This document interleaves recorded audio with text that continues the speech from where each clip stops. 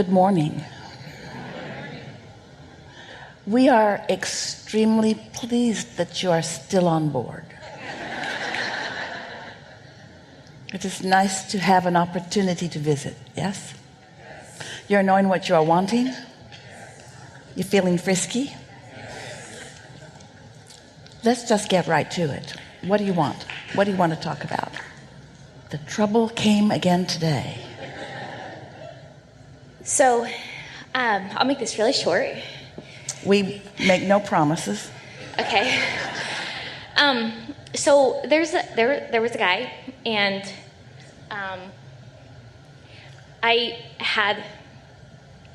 there was a guy. Okay. Hurry up.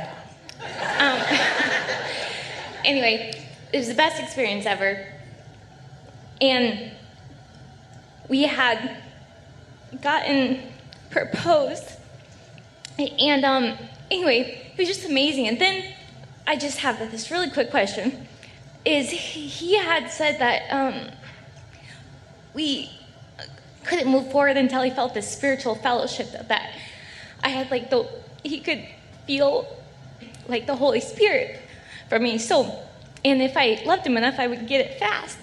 And so then the problem wasn't with you, it was with him. When you're tuned in, tapped in, turned on, you've got it, and then you can see it in others.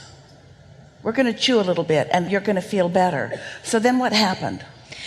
So then I dug in even deeper, and I went to all the church meetings, read the Bible, did everything I could. Like, I did all this stuff, and at times it would get better, and then he would get just so much anxiety. He said he couldn't. I was giving him anxiety because he couldn't. I was making him choose. I was making him separate from God being around me. And so I learned this Abraham stuff. And so I would raise my vibration, and things would go really, really good. And that's how I learned to get really good with the games, because he would say some things like that. And so then I would raise my vibration, and it'd be really good. And then something would come up and I'd drop, so I'd get back up again. But my question is there a spiritual fellowship that I'm missing, that I'm not arrived at yet? No, there is not. And my second... Your boyfriend, however...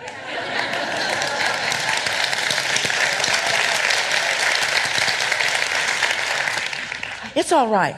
See, what happens with most is that when someone is in alignment with Source and holding you as their object of attention, it can feel so good to you because they're all tuned in and they're seeing the best in you. And if you're somewhere in the vicinity of alignment, then it can be a really mutual thing where you just sort of solicit it from each other. We talk a lot about how most humans are living a conditional love, which means you behave in a certain way, and then all I have to do is notice you, and then my noticing you will cause me to feel this way. Unconditional love is tuning to Source and then looking around, and what you see looks good to you when you're tuned to Source. We have often, in situations just like this, said to people, what you need to do is get a big sign and make your list of things you want. This guy would say, connect to the Holy Spirit and then come toward me. But you might say, be beautiful, be rich, connect to the Holy Spirit. You need to always smile, be on the upper half of the emotional scale. No matter what I do, love, honor, and obey me. So you just carry this sign around and you say to everybody, this is what I'm going to need from you. And so as I move through life, this is what I will need from you to be the happy person that I want to be.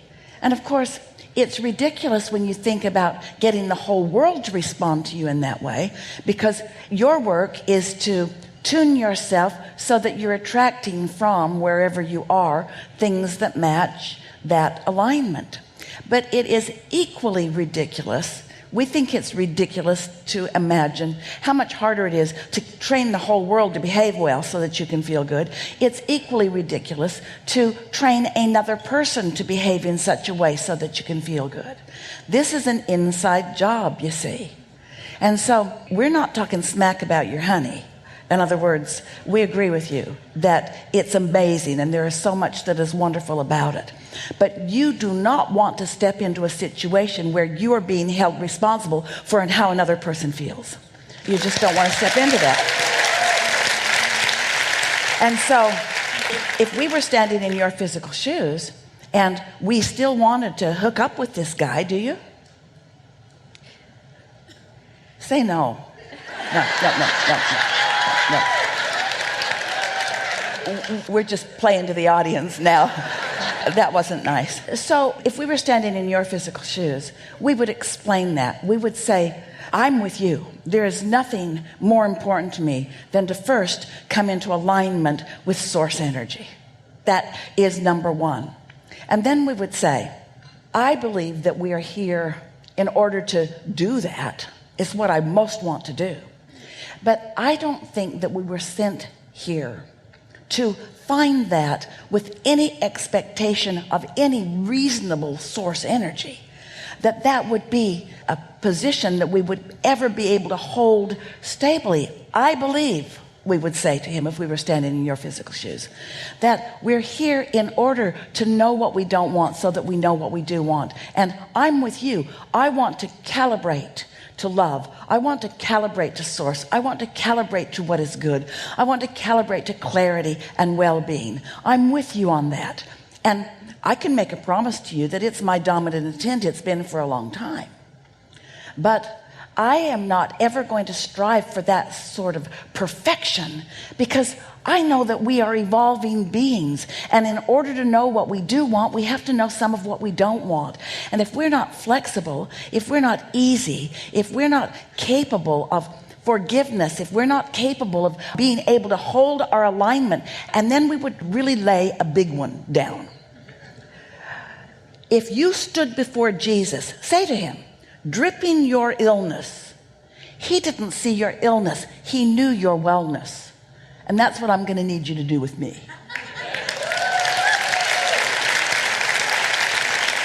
And then sick people got well because he was so well connected. But Jesus didn't go into an arena of sick people and say, I'm going to need you to all get well so that I can observe you. I'm not going to be able to hook into the Holy Spirit and heal you unless you're healed first. We're giving you some good lines. Are you writing these down? So now what? Well, from some of your audios, I was just wondering will I ever be able to vibrate high enough to consistently satisfy like it was in the beginning? Can I ever hold myself in a high enough alignment to where, because I feel you can, but the idea that someone is holding you to that for them, in other words, you might want to say, I'll do my best because I really like you. I think you are really wonderful. I'll do my best to stay there. But do you have a guidance system, and do you know how to use it? Or is it all going to be on me? Because how do you know? How do you calibrate anything without experience? You see, here's how it is. A problem and a solution are on different ends of the vibrational stick. A question and an answer are on different ends of a stick. If nobody's asking any questions, there aren't going to be any answers. Without questions, there cannot be expansion or evolution. There would be stagnation, which cannot be. So there is a complete misunderstanding of universal laws and of what we know for sure, that whoever he thinks his God is expecting of him or of you.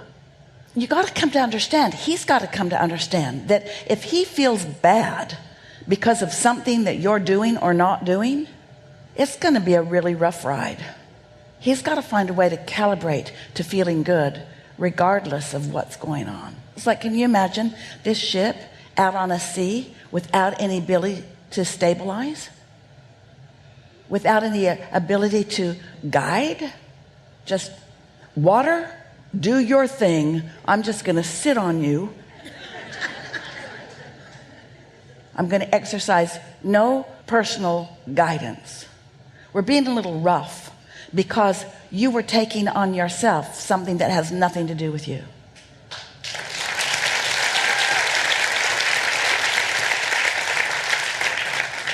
So if we were standing in your physical shoes, we would be asking different questions.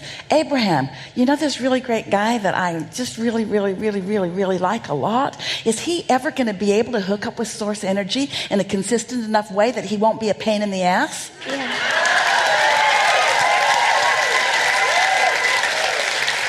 Or is he going to hold me to all the standards? Am I going to do all the work? Am I going to do all the calibrating? Am I going to walk on constant eggs? Because there's so much about him that I really like. And we say, doesn't matter how much about somebody you really like. If they're making you responsible for how they feel, you'll trip over that every day forever. It's not likely that he'll stay there. It's not likely. You're awesome. If he wants you, he'll figure it out. But if you keep bending and bending and bending and bending and bending, he'll figure nothing out. And then he'll need it from you. He'll need it from your children. He'll need it from your neighbors. He'll need it from the people he works with. He'll need it from everyone.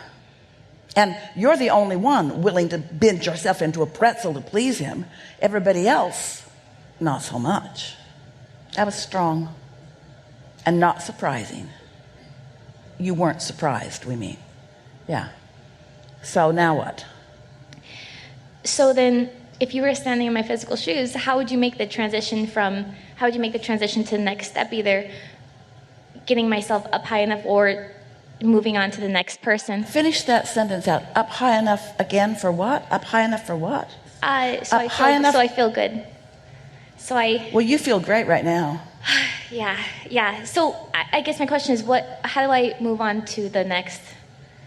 By appreciating with every fiber of your being the important information that you learned from this person. And by saying, moving forward, I'm looking for someone who is mutually capable of tending to their own vibration. I'll tend to mine, they tend to theirs, and we will rendezvous on a really regular basis. Okay. Yeah. Enough? Yeah, that's enough. Thank you. Yeah.